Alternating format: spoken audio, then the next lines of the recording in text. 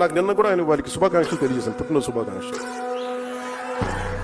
అంటే మనస్ఫూర్తిగా చెప్తాను, నాకు లోపల ఎవరు శత్రువు కాదు. నాకు వారి విధి విధానాలతోనే నేను వ్యతిరేకిస్తాను తప్ప నాకు ఎప్పుడు కూడా శత్రుత్వం లోపల ఉండదు. మీరు కనుక మీ విధి విధానాలతోటి ప్రజలకి ఇబ్బంది కలిగితే నేను ఇంకా గొడవ పెట్టుకోవడానికి నా జీవితకాలం సంసిద్ధం.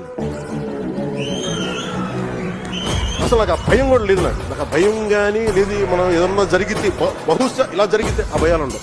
అలాంటివి కూడా ఇక్కడ దాకా ఎందుకు వస్తాం, రాం ఉండం పోతాం, కానీ అడుగు ముందుకే వేస్తాం.